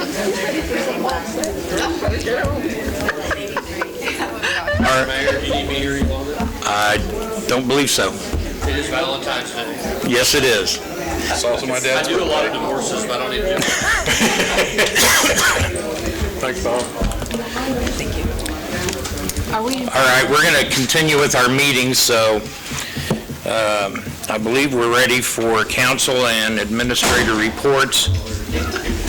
Corey, if you want to start, and you're. Do I need to start? Sure. Everybody's going to be here. We'll take a group photo and get the council members' photos. Did you hear that, Kim? Well, I'm glad that you told me, because I won't call you then. And I'll try to remember to remind you, send it on my email when I send out the packet in 2 weeks. I'll send Roxanne an email. That'd be at great. 9:30 again. That's fine. Thank you. Post Super Bowl. Nick? Not really. Okay. Carl? We have an Economic Development Committee meeting next Tuesday. Nick said he could attend if we moved it to Thursday. So who else would be interested in I'd miss that one. I will, because I won't be here on the 22nd. I'm getting married. Oh, hey. minor details? I thought I'd go to a meeting. I've got a prior engagement. So what day were you wanting to do it, Carl? Well, if moving it, will you be there on the Tuesday, Nick? No, No, on Thursday, okay. I could be there Thursday. So would it be just you and I, Matt? No, on Tuesday? Yeah, it would be just you and me, apparently. Is this the overall Allen County Eco Devo group, or is this for the city? This is just our city. Yeah, something about incentives. How about you and I meet, because we were the only two that were going to bring proposals, and then we can just email those out to the other committee members or to the council as a whole? Okay. If you guys are opposed to changing the location, I could be persuaded to be there. You want us to join your honeymoon, is that what you're saying? No, that would be the reception at about 6 o'clock. Okay, the other thing was, I proposed at the last meeting that we have a work session. Yeah, I'd like to do that too. So, just by show of hands, how many would be interested in a work session to kind of have a general discussion of some of the issues that would be coming up during the year? I have to have a date before I agree to anything. Okay, so how about... Tuesdays are a no-go. How about the... Work on what? What are we going to be working on? We will have a general discussion starting with capital improvement projects, wastewater, water. Do that during budget? Yes, but those are very brief discussions. These would allow more time to have a in-depth. And the meetings be incorporated? Well, I thought as an alternative, we could spend a little bit of time each of our council meetings just picking one topic. I can tell you all, I think I'll let you know, the first meeting in March, we're going to talk about a doozy of a sewer project. So if you want to talk about wastewater, we're going to have that one covered. So what I was thinking was a date a month from now. So something like the 22nd of March. Let me add to what Carl said. I personally, since some of our meetings are 15 to 20 minutes, I wouldn't mind we had at least one that was short. I wouldn't mind having some sessions where we have kind of a round table where we discuss things. It might increase some of our attendance as well. Finances and grants and... I think it'd be the appropriate use of a meeting. Everybody's busy with life, and then other things getting together with an additional meeting gets kind of tough. Well, how about we have something short to start with, 15 minutes of a work session at the First meeting in March. No, let's see, that's when you're having the wastewater project? Yeah. Second meeting in March. So March 28th. Yes, Do you want to talk about one thing for 15 minutes? yes. Capital improvement projects. Are you saying that's too much time or not enough? Generally, when you're going to work on something, I'd say you work on it, and then 15 minutes is kind of a time limit. Okay. I mean, we'll meet, and frankly, we'll do whatever you all tell us to. But I don't know if this was done before I got here, but I've been telling the department heads I like them to think big and maybe bring in a department head to a meeting to talk about what they would like to do. They're the experts in it. I'm certainly not. I don't agree with that. I mean, Corey, but he's not an expert either. So, I mean, we want to sit and talk about the future of our gas system. We need to have Mitch here. Same thing with water and wastewater. You want to talk about power, we need to have Jim, we need to have Mike. You want to talk about production, we need to have Mike. But if we're going to do work sessions, let's work. I've been a part of it, and we'd have, in a previous city, we'd have work sessions, and we'd have 9 items, and you would talk about them in an hour. And to me, that's not a lot of work. But if you want to sit down and really work, then let's bring in the department head. We can come with ideas of what we have. I know they have some. And during the budget time, we do look 2-3 years ahead with projects. We have them in the budget now. We can get those organized. We've had this discussion before. Apparently, I didn't get that document out to you that has the future projects in our utility systems.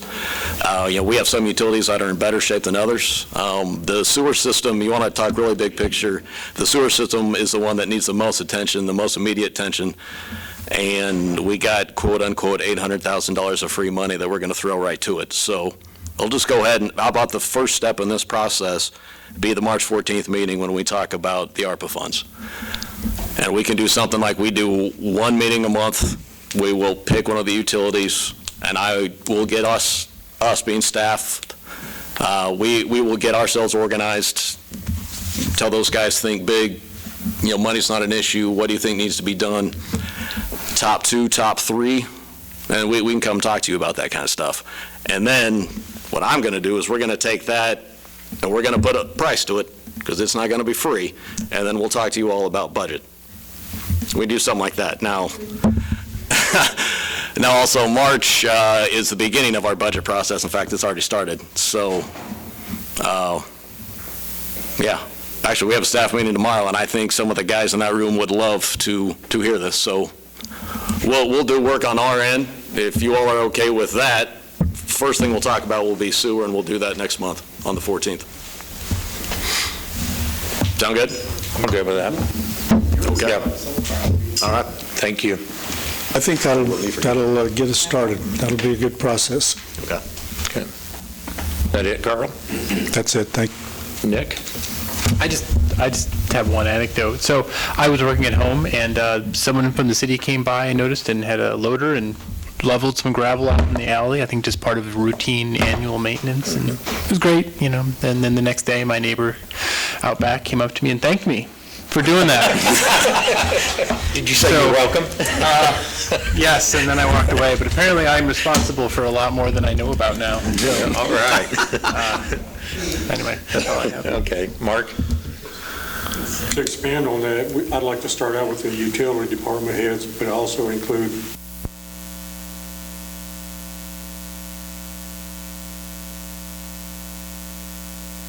and IT. Is that it? We do it.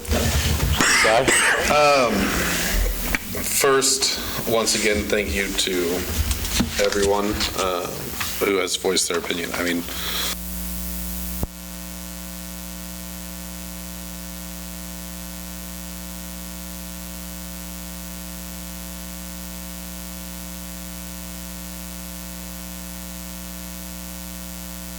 our decisions were made today. On a different note, I don't know if I can publicize this here. Hopefully I can. Hopefully there's nothing wrong with it. March 8th is Brazilian food night at the college. So 5:30 to 6:30, all you can eat. Spanish food was this month. So this one is being cultivated by our students who actually work in the cafeteria. So I'm looking forward to it. It's a great way to get to know at least the cultures that we're bringing here. Son may decide to stick around. And the public's invited. Yep, we are open to the public. And the fee? And the price? Yeah. I think it's like $7 and some change. I will get that to you all and everybody else. It's a good way to meet some of the young that are in our community attending college, and I think it's a great idea. Is that it? Yeah, that's it. Mr. Joe? I have nothing else, Mr. Mayor. I've already spoke my mind. Thank you. Kim? I just want to say that I'm proud to be on the council tonight because it took a lot of courage to pass that rezoning, and I'm so happy that it did. Thank you. Thank you. Again, welcome, Joelle. Do you have anything for us? I know, just that it was a wonderful showing of our community. Okay, thank you. Mr. Matt? I don't have anything, Mayor. Okay. I make a motion to adjourn. Hang on, one second. Just a reminder, council, that Carla sent you the forms. It is Matt's evaluation time. They were emailed to you. Make sure you get those turned back in so that we can appropriately do our evaluation. Now. Thank you. Can we adjourn? We had a motion. I make a motion to adjourn. I think we had a second here. All in favor? Objection. Aye. Aye.